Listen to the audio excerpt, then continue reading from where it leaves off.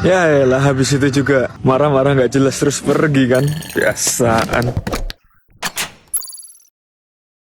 Hola netizen yang berbudi pekerti luhur. Menteri Sosial Tri Risma hari ini mendadak bersujud di hadapan salah satu pengajar SLB Negeri A Pajajaran Kota Bandung pada Selasa 21 Februari 2023. Aksi menteri yang kerap disapa Bu Risma itu dilakukannya saat didesak jajaran pengajar di SLB tersebut atas janjinya soal hibah lahan. Aksi sujud Bu Risma dilakukannya ketika seorang pengajar yang juga penyandang disabilitas tunanetra berbicara soal alasan mereka menagih janji hibah lahan. Pengajar itu menegaskan perjuangan yang mereka lakukan bukan untuk kepentingan mereka masing-masing.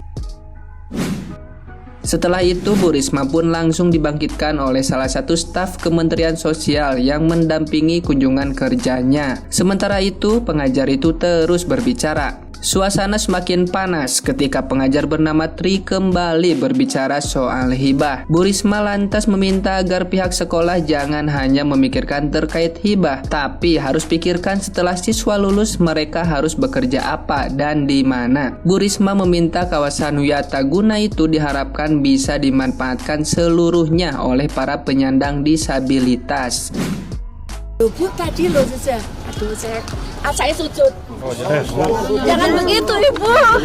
Bukan seperti ini. Maksud saya Ibu dengerin dong. Ibu dengerin. Ibu dengerin. Tadi saya bilang ini saya disaksikan Gusti Allah.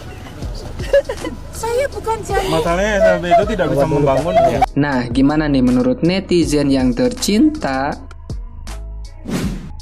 Bu Risma akhirnya sujud di kaki guru perwakilan SLB karena nggak bisa nepatin janji untuk hibahin lahan yang niatnya mau dijadikan sekolah untuk anak-anak tunanetra.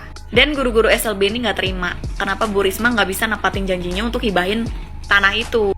Ya karena udah pusing mungkin ya, Bu Risma akhirnya sujud di kaki guru perwakilan SLB itu. Dan perihal sujudnya Bu Risma ini akhirnya dikomentarin sama guru-guru dari sekolah SLB lain yang bilang kalau ya itu cuma pencitraan aja. Soalnya Bu Risma habis sujud, habis itu marah-marah lagi. Kenapa Bu Risma akhirnya nggak bisa nempatin janji untuk ngasih lahan itu ke guru-guru SLB? Karena katanya itu lahannya tuh ada di tengah-tengah. Dan Bu Risma ini ngasih solusi lain kayak ya udah dibangun, direnov aja gitu bangunannya dan ditambah kelasnya. Tapi guru-guru SLB ini tetap kekeh pengen Bu Risma tetap nepati janji untuk hibahin lahan itu.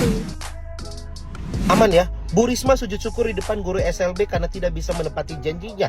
Dan di akhir diskusi tidak ada solusi satupun dari Bu Risma. Ibuku yang terhormat, kalau sujud syukur sebagai permintaan maaf nggak apa-apa, tapi kalau sebagai pencitraan tolong dipikir ulang. Lagian kinerja ibu ini tidak banyak disorot ketika menjadi menteri sosial, lebih banyak disorot ketika jadi wali kota. Jangan-jangan ibu jadi menteri sosial ini itu bukan karena ibu tepat, tapi untuk menjegal karir ibu di 2024.